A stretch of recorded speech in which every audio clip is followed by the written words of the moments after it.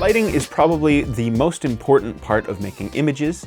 Cameras are obviously a major part of the image, but ultimately they are just the capture device. If you have poor lighting, your subject could be exposed improperly or end up looking in a way that doesn't show your intent. So for this video, we're talking more about lighting and specifically flashes. If you've seen other videos I've made in the last year, you'll have seen I've been using flashes more for my photography. It's a refreshing change of pace from shooting with constant lighting, and I've been liking it a lot. To some, using flashes when many great constant lighting options are available might seem like going backwards, especially if you come from a video background, but I would disagree with that, as I don't think either are better or worse than the other. I think it more is about what matches your workflow and how much physical labor you're prepared to do. And also if the majority of your work is photography. Not sure how many people want to invest in two sets of lights and modifiers if they shoot both photo and video. Again, it depends on what you need for your work. Personally, I find flash more useful for on-location shooting than in studio because they can be just as powerful as some very large constant lighting sources while being simultaneously smaller and using less power. To further that point, the majority of flashes I've used are much lighter than constant lights due to being powered by smaller batteries and the fact that most of them don't need ballasts. Constant lights can be battery powered, but their batteries are typically much larger and often require a ballast to control the light itself and to regulate the power coming from the battery. Also, I do realize that there are some flash units that do require ballasts and do require being plugged into external power sources, but we're not really talking about them today.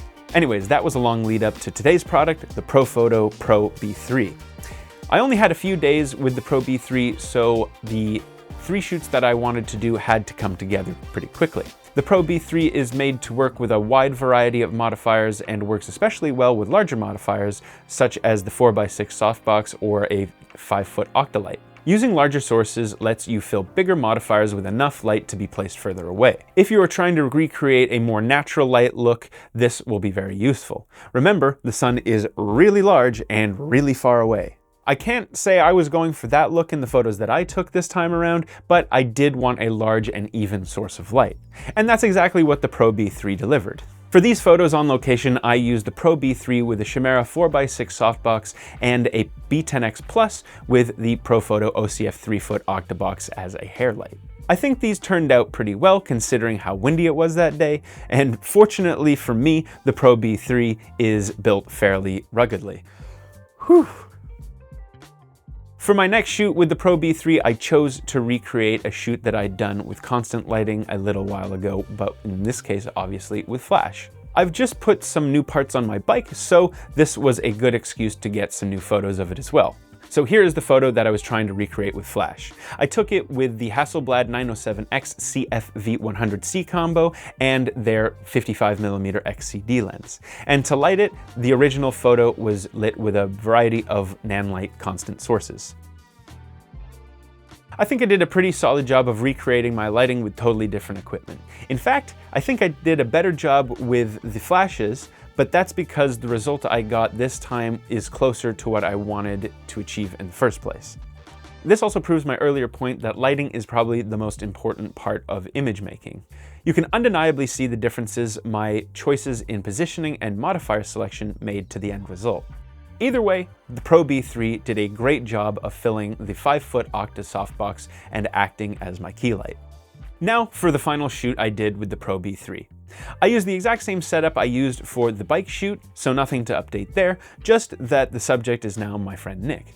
I liked the lighting setup before, so I just had to tweak the intensities of them to suit Nick's skin and clothing, as he is clearly not a reflective bicycle. I love black and white portraiture, so I leaned a bit more into that for this in-studio portrait shoot. So there you go. Those are the results of my time with the Pro-B3. I'm pretty happy with the photos I took using the Pro-B3 as my key light, and I look forward to using it again. And by the way, I've got to say that this isn't a review of the Pro-B3, as I was only supplied with a demo unit. This is, however, my first impressions video, and if you couldn't tell already, those first impressions are pretty positive. The Pro-B3 is intended to be used for sports photography, so I'd be very interested to try it out with a moving subject, but that's for another day. Whether you're in studio or on location, the Pro-B3 is going to keep up with whatever you need from it. Well, I hope you've enjoyed this first looks video at the Profoto Pro-B3. I know I for sure enjoyed shooting with it. Well, I'll see you on the next one. See ya!